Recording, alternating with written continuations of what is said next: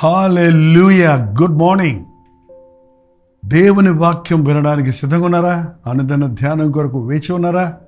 రండి అయితే మరి చిన్న ప్రార్థనతో వాక్యంలోకి వెళదాం. పరిశుద్ధుడా, నీకు వందనములయ్యా. రోజు నీ మాటలు వింటూ ఉంటే మాకు ఎంతగా జ్ఞానోదయం కలుగుతుంది, అవగాహన కలుగుతుంది, ఆధ్యాత్మిక బలాన్ని పుంజుకుంటున్నామని నిన్ను స్తుతిస్తున్నామయ్యా. నీ మాటలు నిజంగా మమ్మల్ని బలపరుస్తున్నవి, కీడు నుండి తప్పిస్తున్నవి, దిద్దుకొనుటకు సరిదిద్దుకొనుటకు సహకరిస్తున్నవని నిన్ను స్తుతించి మరొకసారి నీ మాట కొరకు కాచుకుంటుండగా మాటలాడుమని క్రీస్తు నామములో అడుగుచున్నాము తండ్రి, ఆమేన్. మేల్కొన్నారండి? 7 గంటలైందండి. 6 గంటలకి లేవటం చాలా మంచి అలవాటు. ఆనాటి భక్తులు 5 గంటలకే లేచి ప్రార్థించేవారు. జాన్ వెస్లీ అనే ఆంగ్ల దేశపు అపోస్తలుడు 4 గంటలకల్లా లేచి కూర్చొని ప్రార్థించుకునేవాడట.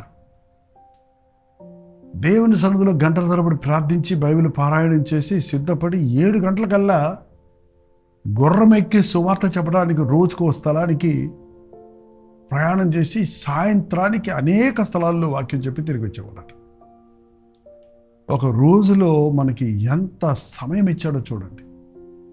మీరు ఆలస్యంగా నిద్రలేస్తే ఆ రోజు చిన్న రోజుగా ఉంటుంది, ఎందుకంటే తక్కువ సమయం మన ముందు ఉంటుంది. కనీసం లేచిన వెంటనే బద్ధకాన్ని విడిచిపెట్టి అనవసరమైన విషయాలు విడిచిపెడితే ఆధ్యాత్మికంగా మనం ఆశీర్వదించబడతాం, దినాన్ని సద్వినియోగపరుచుకుంటాం. మేల్కొన్నారు కదా, ఏం చేశారు చెప్పండి, నిజంగా చెప్పండి. వాళ్ళ మేల్కొన్న వెంటనే మీరు ఏం చేశారు? మీరు చెప్పినా నాకు వినపడదు, కానీ మిమ్మల్ని మీరు పరీక్షించుకోండి. లేచిన వెంటనే ఈరోజు మీరు ఏం చేశారు? జ్ఞాపకం ఉందా? మర్చిపోయారా? లేచిన వెంటనే మీరు అద్దం దగ్గరికి వెళ్ళారా? సెల్ ఫోన్ దగ్గరికి వెళ్ళారా? కాఫీ కోసం ఆశపడ్డారా? ఇదే కదా సాధారణంగా చేసేది. పూర్వకాలం అయితే న్యూస్ పేపర్ అనేవారు. పొద్దున్న లేచిన వెంటనే మనల్ని మనం చూసుకోవటం కాదు, సెల్ చూడటం కాదు, దేవుని ముఖాన్ని వెతకాలి. బైబిల్ చదివితే దేవుని ముఖం, దేవుని వర్చస్సు, దేవుని చిత్తం, దేవుని దీవెన, దేవుని యొక్క ప్రణాళిక మనం చూడగలుగుతాం. మీరు పడకకు దగ్గరగా అందుబాటులో బైబిల్ పెట్టుకోండి. పోయిన ఆదివారం చర్చికి వెళ్ళొచ్చి ఈ రోజు వరకు బైబిల్ ముట్టుకొని వాళ్ళు ఉండుంటారు. అది మంచి అలవాటు కాదండి.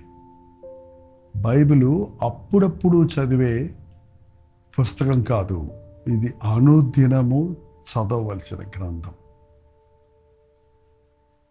అప్పుడప్పుడు బిర్యానీ తింటామండి, రోజు అన్నం తింటాం కదా. అప్పుడప్పుడు మనం ఏదైనా ప్రత్యేకమైన వస్త్రధారణ చేసుకుంటాం, కానీ సాధారణంగా వాడుకునే దుస్తులు ఉంటాయి కదా. అలాగే దేవుని వాక్యం రోజు మనం వాడుకునేది, కానీ అప్పుడప్పుడు మనం షోకేసులో కప్స్ పెట్టి ఎవరైనా గెస్ట్ వచ్చినప్పుడు ఇచ్చే ఆ యొక్క పింగాణి కప్పులు లాంటిది కాదండి. రోజు మీ వాక్యాన్ని చదవండి. బైబిలు ఎంతగా నలిగుంటే మీ హృదయం అంతగా విరిగి ఉంటుందట. ఎంతగా మీరు బైబిల్ను పట్టుకుంటే అంతగా మీ బైబిల్ సాఫ్ట్ అవుతుంది. కానీ వాళ్ళు చాలామంది బైబిల్ను చక్కగా జిప్పేసి దాచిపెడుతున్నారు. లేచిన వెంటనే ఏది చూస్తున్నారు? 99% విశ్వాసాలు అనబడే వారు కూడా సెల్ ఫోన్ని లేచిన వెంటనే చెక్ చేస్తున్నారన్నది వాస్తవం. ఏం చేస్తున్నారు? ఎక్కడి నుంచి ఫోన్లు వచ్చాయి? గత రాత్రి ఏం వాట్సాప్లు వచ్చాయి? సోషల్ మీడియాలో ఇవాళ అప్డేట్ ఏంటండి? ఇవాళ ఏదో అంటారు ట్రెండ్ ఏంటి అని. కొందరు ఏం జరుగుతుంది, టాక్ ఆఫ్ ద టౌన్ అనేవారు ఆ రోజుల్లో. అందరూ ఏం మాట్లాడుకుంటున్నారు ఈ రోజున అనేది దేవుని బిడ్డలుగా మనం పొద్దున్నే మన బ్రెయిన్కి ఎక్కించుకున్నామంటే, మన మనసుకు చేర్చుకున్నామంటే, మనం దాన్ని చూసామంటే, చదివామంటే, ఇక దినమంతా నీ మూడ్ ఆఫే, నీ బ్రతుకులు అన్ని తారుమారే, అంత గందరగోళమే, అంత కన్ఫ్యూజనే. ఎందుకని? లోకంలో వచ్చే సమాచారం అంతా ఈ రోజున వ్యతిరేకతలు, క్రిటిసిజం, విమర్శ, ఒకరి మీద ఒకరు కుండాలు చెప్పుకోవటం, నేరాలు మోపుకోవటం సర్వసాధారణమైపోయిందండి. అందుకని మనం దేవుని వాక్యం సమాధాన వాక్యం అండి. మన దేవుని వాక్యం మనల్ని సమాధానపరుస్తుంది. మొదటగా దేవుని వాక్యాన్ని మనం పఠిస్తే ఆ తర్వాత ఎటువంటి వ్యతిరేకతనైనా మనం పసిగట్టగలం, ఎదిరించగలం. చాలాసార్లు మనం చూసిన దాన్ని మనతో ఉంచుకోకుండా ఏం చేస్తామో తెలుసా? ఇతరులకు చెప్తుంటాం. మంచి విషయం చెప్పమంటే చెప్పరు, అవసరం లేని విషయం కావాలంటే ప్రబలం చేస్తుంటారు. ఎవరి గురించో నువ్వు చెడు విన్నావండి, ఏం చేయాలి చెప్పండి? ప్రార్థన చేసి ఊరుకో.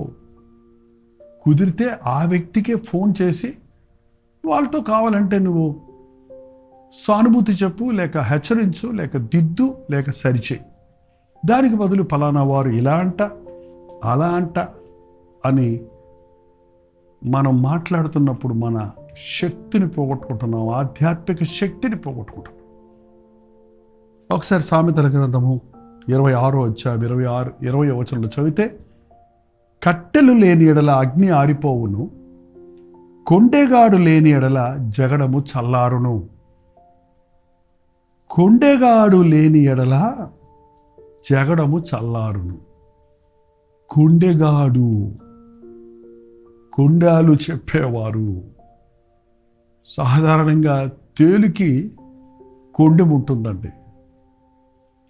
కొండెం తేలుకి, పాముకు నోట్లో నాలుకలో విషం ఉంది, తేలికి కొండెములో విషం ఉంది, మనుషుడికి నిలువెల్ల విషమే అనే సామెత ఉంది. నిజమే, మనం చెడిపోయిన వారిమే. అందుకని మనం వండుకున్న అన్నం చెయ్యి పెట్టామంటే తెల్లారేటప్పుడు కుళ్ళిపోద్ది. మన చెయ్యి పెట్టకుండా ఉంటే అది బాగానే ఉంటుంది. ఈ చెడిపోయిన మానవుడు చెడిపోయిన సమాచారాన్ని ప్రబలం చేయటం వల్ల చెడిపోతుంది లోకమంతా. కొండెగాడు లేని ఎడల జగడము ఆగిపోవును. జగడాలు రవ్వంత దాన్ని కొండంత చేసి విమర్శించేవారు రకరకాలైనటువంటి జగడాలకు కారణమవుతున్నారు. అందుకే లివియాకాండంలో రాయబడి ఉంది, కొండెములు చెప్పుచు ఇంటింట తిరగకూడదు. చూడండి, లివియాకాండం 19వ అధ్యాయం 16వ వచనం. లివియాకాండం 19వ అధ్యాయం 16వ వచనం. నీ ప్రజలలో కొండెములు ఆడుచు ఇంటింట తిరగకూడదు.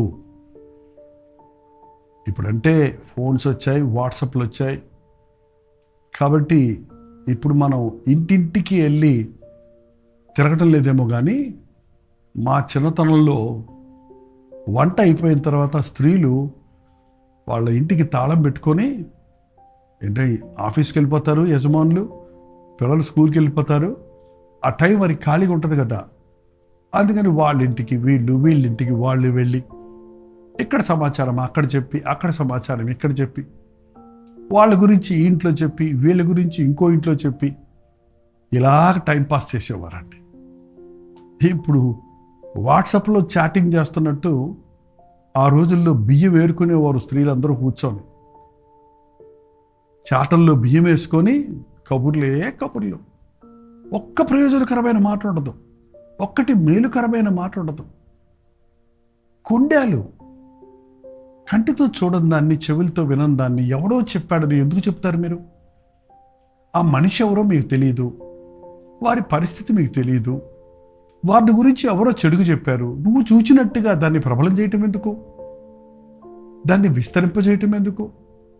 దానివల్ల ఏమవుతుందో తెలుసా?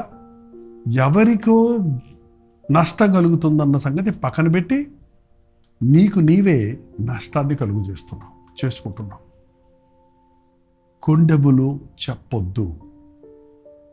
తేలు మన దగ్గరకు వచ్చినప్పుడు అండి చాలా జాగ్రత్తగా మెల్లగా అది వస్తున్నట్టు తెలియకుండా వస్తుందట. వచ్చి ఆ కొండాన్ని ఎత్తి ఒక కాటేసిన తర్వాత అది మెల్లగా వెళ్ళదటండి, జర జర జర జర ఆడుకుంటుందట. అలాగే ఒక్క వాట్సాప్ మెసేజ్లో నువ్వు చూసిన ఆ చిన్నది ఒక విషపూరితమైన మాట నీ గుండెల్లో గుచ్చుకోగానే అయిపోయింది. 1 వర్డే, చిన్న మెసేజే నీ మైండ్ అంతా పాడు చేసేసింది, నీ సంతోషం అంతా పాడు చేసేసింది. ఆ మాట నీ హృదయానికి వ్యతిరేకంగా ఉంది, ఎఫెక్ట్ అయింది. నీ సొంత వారి గురించి ఎవరైనా నీచంగా మాట్లాడినా, నిన్ను గురించి ఎవరైనా అసహ్యంగా మాట్లాడినా అది చూసి చదువుకొని సంతోషంగా నువ్వు ఉండగలవా? వెంటనే ఉక్రోషం, కోపం, తిరిగి మన నోటికి వచ్చిన మాటలు మనం మాట్లాడతాం. ఇలాగే మన బ్రతుకంతా వృధా అయిపోతుందండి. ఆర్గ్యుమెంట్ పెట్టుకునే వాళ్ళని చూడండి, ఎన్ని గంటలు గంటలు గంటలు ఎట్లా దొరికిపోతాయో వారికి తెలియకుండానే, నోరు ఎండిపోయేదాకా, వారి ఆర్గ్యుమెంట్కి ఎంతకి ముగింపు లేక అది మరింత కఠోరమైన పరిస్థితికి మనుషులు తీసుకెళ్ళిపోతుంది. నువ్వు ఉదయం ఏమింటున్నావు అది చాలా ముఖ్యం. దయచేసి దేవుని వాక్యం వినండి. అనుదిన ధ్యానం అందుకే మీ దగ్గర తీసుకొస్తున్నాం. మీ దినచర్యను దేవుని వాక్యంతో ప్రారంభించండి. దినమంతా మీరు దీవించబడతారు. నెగటివ్ ఫోర్సెస్, నెగటివ్ ఎనర్జీ విస్తారంగా జరుగుతుంది ప్రపంచంలో. దాన్నే ఆశిస్తున్నారు మనుషులు, దాన్నే తింటున్నారు. పక్కోళ్ళ గురించి చెడుగు చెప్తుంటే వినటానికి పకోడీలు తిన్నట్టుంది అన్నాడు ఒక ఆయన. అదే నీ గురించి చెప్తే నోరులో చేదు పోసినట్టు ఉందంట. దయచేసి కొండెములు ఆడుచు ఇంటింట తిరగొద్దు. మేము తిరగటం లేదండి, మాకు తెలిసిన వాళ్ళందరికీ వాట్సాప్ పెడుతున్నామండి, మాకు తెలిసిన వాళ్ళందరికీ మాకు వచ్చినటువంటి ఒక పుకారుని మేము షేర్ చేస్తున్నామండి. ఎంత గొప్పవారండి మీరు. దేవుని వాక్యాన్ని షేర్ చేయండి అయ్యా, విని మేలు పొందుతారంటే అది షేర్ చేయరు మీ ఫ్రెండ్స్కి, దాన్ని ప్రమోట్ చేయరు. ఎక్కడో ఒక పిచ్చితనం, ఎక్కడో ఒక విమర్శ, ఎక్కడో ఒక అసహ్యమైన మాటలు, ఎక్కడో ఒక సేవకుడి మీద పెట్టిన నిందలు, దాని మాట ఏదో పెద్ద గొప్ప సత్యాన్ని కనిపెట్టినట్టుగా అందరికీ షేర్ చేస్తుంటారు. కొన్నిసార్లు నాకు వస్తుంటాయి, ఎవరు షేర్ చేస్తారో కానీ తెలియదు. ఎంత భయంకరం అండి, ఎంత భయంకరం. ఈ అంచె దినాలలో అపవాది దుష్టత్వాన్ని పెంచుతున్నాడు, మనుషులను ప్రేమహీనులుగా చేస్తున్నాడు, మనుషులను విఫలపరచటానికి, మన దినమును వృధాపరచటానికి. ఈ నోటి మాటలు జాగ్రత్తగా ఉండాలి. విస్తారమైన మాటలలో దోషముండక మానదు. ఏ రోజు నుంచి లేచిన వెంటనే no cell, no news of the world, no TV. నా దేవుని వాక్యం, నా దేవుడు నాకేమి వాట్సాప్ పంపించాడు, ఈ రోజు కొరకు దేవుడు నాకే సందేశాన్ని ఇచ్చాడు, వాట్ ఈస్ ద అప్డేట్, దేవుడు ఇంకా ఏం చేయమంటున్నాడు, నన్ను ఈరోజు ఏం చేయమంటున్నాడు, నా భవిష్యత్తు కొరకు దేవునికి ఏ తలంపులు ఉన్నాయి అనే ఆలోచనతో లేవండి. అవి సమాధానకరమైన విషయములే కానీ హానికరమైనవి కావు. అవి నీ మేలు కొరకైన ఆలోచనలే కానీ చెడుగు తలంపులు కావు. అవి నీకు నీతో ఉన్నవారికి మేలు కలుగజేసేవిగా ఉన్నాయి. అబ్రహాముతో ఏం చెప్పాడు? నేను నిన్ను ఆశీర్వదిస్తాను, నిన్ను ఇతరులకు ఆశీర్వాదకరంగా చేస్తాను. నువ్వు దేవుని బిడ్డవైతే నీవు ఆశీర్వదించబడి నీ చుట్టూన్న వారికి ఆశీర్వాదకరంగా మారాలి కానీ హానికరంగా మారకూడదు. నీ దినచర్యను దేవుడితో ప్రారంభించు, దినమంతా దీవించబడతావు. ప్రార్థన. పరిశుద్ధుడా, నీకు వందనములయ్యా. మరొకసారి నీ సన్నిధిలోనికి వచ్చి మా హృదయాలు కుమ్మరించుకుంటున్నాం. నిజమే నాయన, ఉదయమే అనవసరమైన మాటలు విని చూచి చదివి మా మనసు పాడు చేసుకొని అనవసరమైనటువంటి కార్యాలయందు తలపెట్టి మా సమయాన్ని వృధాపరుచుకుంటున్నాం. నీవు కలిగి ఉన్న తలంపులు, నీవు ఆశించిన స్థాయిని మేము ఎరుగక మా దినమంతా వృధాపరుచుకుంటున్నామయ్యా. నీ మాటతో మేము ప్రారంభించుటకు, నీ చిత్తములో మేము బ్రతుకుటకు, నీ నామాన్ని మహిమపరిచేటట్టుగా, నీ సాక్షులుగా ఈ లోకంలో కృంగిన వారిని లేవనెత్తుటకు, నలిగిన వారిని బలపరచుటకు, అవసరతలో ఉన్నవారికి సహాయం చేయటకు, ప్రేమ చూపించేవారిగా, ఆదరించేవారిగా ఉండటకు నీ నామాన్ని ధరించిన మా ఒక్కొక్కరికి నీ సహాయం చేయమని క్రీస్తు నామములో అడుగుచున్నాను తండ్రి. ఆమేన్. తండ్రి అయిన దేవుని యొక్క ప్రేమయు, కుమారుడైన క్రీస్తు యొక్క కృపయు, ఆదరణకర్త అయిన పరిశుద్ధాత్మ యొక్క సహవాసం కూడి వచ్చిన మనందరికీ ఇప్పుడున్న సదాకాలము తోడైనను గాక. ఆమేన్. దేవుని స్తోత్రం. మీ ప్రార్థనా స్తుతులు భారాలు 954041 నెంబర్కి, ఇతర దేశాల్లో ఉంటే 91001008 నెంబర్కి టెక్స్ట్ లేక వాయిస్ మెసేజ్ ద్వారా వాట్సాప్ చేయండి. వాటన్నిటి మేము పరిశీలిస్తున్నాం. ఎంత ఆలస్యమైన, ఎంత రాత్రి అయినా మీకోసం ప్రార్థిస్తున్నాం. మీరు కూడా ప్రార్థించండి, తప్పక దేవుడు జవాబిస్తాడు. డాక్టర్ దీపాల్ యూట్యూబ్ ఛానల్ని సబ్స్క్రైబ్ చేసుకోండి, ఇతరులకు షేర్ చేయండి. దేవుని మాటలు అనేకుల్ని బలపరుస్తున్నాయి, ఆశీర్వదించబడుతున్నాయి. ప్రతిరోజు ఉదయం 7 గంటలకి, మధ్యాహ్నం 3 గంటలకి, రాత్రి 9 గంటలకి, మళ్ళీ తెల్లవారుజాము 12 గంటలకి 4 సార్లు యూట్యూబ్లో, అలాగే ఉదయం 6 గంటలకి, సాయంత్రం 6 గంటలకి, మధ్యాహ్నం 12 గంటలకి ఫేస్బుక్లో, ఇంకా ఇన్స్టాగ్రామ్లో, ట్విట్టర్లో పాటలు, మరి interesting reels and short message మీకోసం పోస్ట్ చేస్తున్నాం. ఆలకించండి, ఆశీర్వదించబడండి. ఈ అంచె దినాల్లో మనసాక్షిని కాపాడుకొని పరిశుద్ధులుగా, ఆయనకి ఇష్టలుగా జీవిద్దాం. ఉచితమైతే మధ్యాహ్నం 3 గంటలకు హెచ్చరిక, అలాగే రాత్రి 9 గంటలకు కలుగురు ప్రతిధ్వనిలో మళ్ళీ కలుసుకుందాం. అంతవరకు దేవుని మహాకృప మీకు తోడేటు కాక.